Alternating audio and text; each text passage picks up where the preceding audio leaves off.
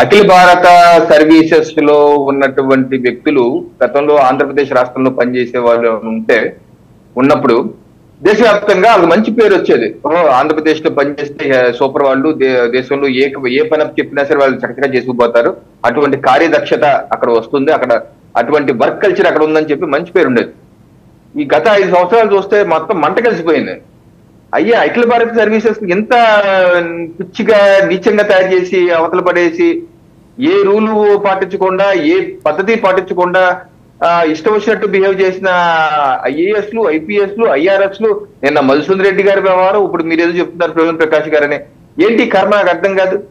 IRS అధికారులు అక్కడ నుంచి వచ్చి మధుసూదన్ రెడ్డి గారి లాంటి వాళ్ళు ఎండీగా టేకప్ చేసి ఇంకా ఇంప్రూవ్ చేయాలా, పాడు చేయాలా?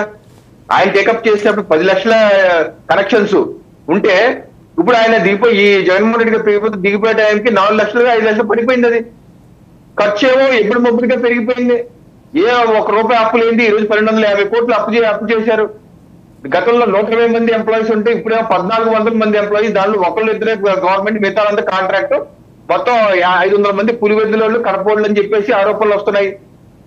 మరి డబ్బులు విపరీతంగా కనెక్షన్ తగ్గించేసామని పేరుతో యాక్చువల్ కనెక్షన్ డబ్బులు వసూలు చేసి, ఆ డబ్బులని ముంబైలో ఉన్నటువంటి వేరే ప్రభుత్వ ఖాతా, ఏ పర్సనల్ ఖాతాలో డబ్బులు మళ్లించారని ఆరోపణలు వస్తున్నాయి, ప్రాథమిక విచారణలో వెల్లడవుతున్నాయి. ఏంటి ఐఆర్ఎస్లు చేస్తున్న పని?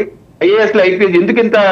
సర్దార్ వల్లభాయ్ పటేల్ గారి స్వతంత్రం వచ్చినప్పుడు అందరూ ఐఏఎస్ అధికారులు వీళ్ళు తీసేద్దామని అంటే, ఆయన ఇది అది ఐరన్ షీల్డ్, ఇది ఉండాలని చెప్పి సంస్కరణలు తీసుకొచ్చి అది నిలబెట్టినటువంటి వ్యక్తి సర్దార్ వల్లభాయ్ పటేల్ గారు. అటువంటి మంచి వ్యవస్థ, ఇన్ని దశాబ్దాలుగా సక్సెస్ఫుల్ గా వస్తున్న వ్యవస్థ ఈ రకంగా ఆంధ్రప్రదేశ్ రాష్ట్రంలో ఈ వైఎస్ రాజశేఖర హయాంలో చూసాం. ఆయన పాలనలో మూసేసరికి ఐఏఎస్లు, ఐపీఎస్లు జైలుకి వెళ్ళటం.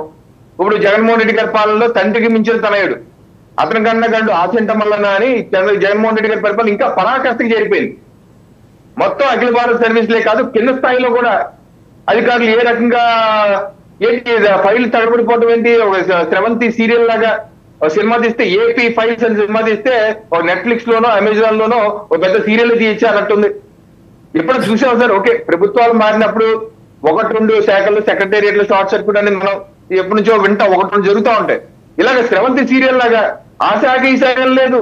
Pollution control board, forest department, mining, revenue, irrigation, ఆఖరికి తిరుమల తిరుపతి దేవస్థానంలో కూడా ఇంత ఇదిగా భ్రష్టు పెట్టించేశారు వ్యవస్థలన్నీ. ఇలా అఖిల భారత ప్రవీణ్ ప్రకాష్ గారు లాంటి మంచి ఆఫీసర్లు ఏమైపోయారంటే వాళ్ళ జగన్మోహన్ రెడ్డి గారి పరిపాలనలో బీఆర్ఎస్ పెట్టుకొని వెళ్ళిపోవాల్సిన పరిస్థితి. ఇప్పుడు మీరు అంటున్నారు మళ్ళీ ఆయన ఉపసంహరించుకుంటారని చెప్పేసి. ఏంటి దుస్థితి?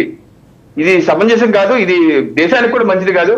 ఐఎస్ఐ, ఐపీఎస్ సంఘాలు పేర్లు చెప్పుకొని ఉన్నటువంటి సంఘ అధినేతలు కూడా బయటికి రావాలి. మీరు చెప్పాలి ఏం జరుగుతుందో, ఏ రకంగా మీ యొక్క వ్యవస్థని పరిశుభ్రం చేసుకుంటారో, ప్రక్షాళన చేసుకుంటారో చెప్పండి. ఏదో టైంలో ప్రెస్ మీట్ పెట్టేసి ఏదో ప్రభుత్వానికి అనుకూలంగానో ఏదో మాట్లాడటం కాదు. నిజంగా మీరు ఆత్మశోధన, సత్యశోధన చేసుకుని ఏ రకంగా సర్దార్ వల్లభాయ్ పటేల్ గారు పెట్టినటువంటి వ్యవస్థను ఏ రకంగా గౌరవాన్ని భ్రష్టు పట్టిస్తున్నారు, ఏ రకంగా చేయకూడదు, ఏ రకంగా చేయాలన్నది ఓపెన్ గా చెప్పాలని చెప్పేసి మీ ఛానల్ నేను విజ్ఞప్తి చేస్తున్న అసోసియేషన్.